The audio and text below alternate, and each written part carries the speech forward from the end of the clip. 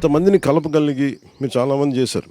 ఒక్కొక్కరు 1000 మెంబర్షిప్లు, కొంతమంది 5000 మంది. ఒకసారి ఒక నాయకులు వచ్చేసి మేము చేసామంటే నాకు ఎవరైతే పని చేస్తారో నాకు వాళ్ళు తెలియట్లా, నేను వదిలేస్తున్నాను. సో నేను కనీసం దానికి ఎలా పెట్టాలి వీళ్ళకి అంటే సరిపోవట్లేదు. అంటే నాకేం చాలాసార్లు ఏమనిపించింది, మీకు కూడా ఇదే వినిపించుండాలి.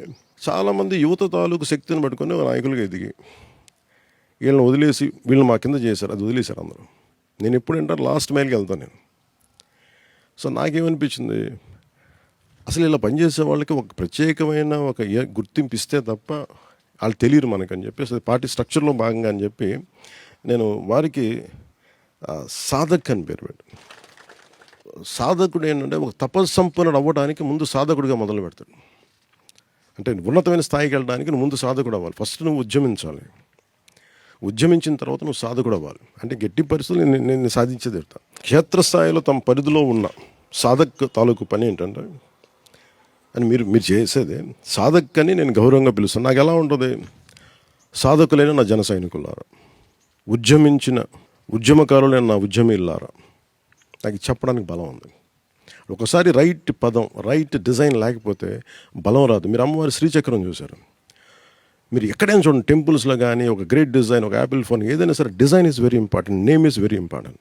ఏ పదం పెడతాం, ఏ డిజైన్ ఇస్తాం, అది దాని లోపల ఇంత ఉందనేది తెలిసేటట్టు ఆటోమేటిక్గా మనం ఆకర్షితులవుతాం. అందుకని ఈ పేరుకి, ప్రతి పేరుకి కనుక ఇంత డిజైన్, ఇంత ఆలోచించి పెట్టాం. సో జనసేన చేపట్టి సభ్యత్వ నమోదులో మన వాలంటీర్ని ఈ రోజు నుంచి బాధ్యత చేపట్టేవారిని మనం గుర్తించే వారికి సాధక్ అని గౌరవప్రదంగా వారిని మనం పిలుస్తున్నాం.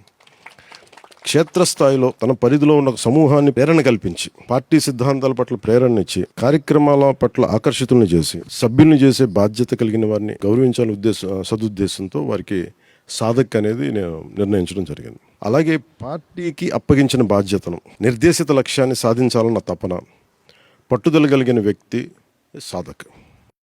కార్యసాధనలో ఎదురయ్యే సవాళ్ళను కూడా అధిగమించి ముందుకు వెళ్ళే స్థైర్యం వీళ్ళలో ఉంటుంది.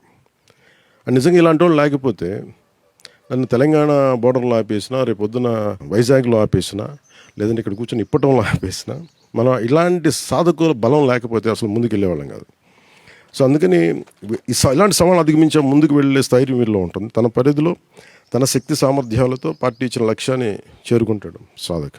ఈ సాధక్ ఒక ఉద్యమి స్థాయి నుంచి తన పరిధిలో మరింత మందిని ఉత్తేజపరిచి జనసేన సిద్ధాంతాలను చేపట్టే కార్యక్రమాలను ముందుకు తీసుకెళ్ళగలిగేవారే సాధకులు.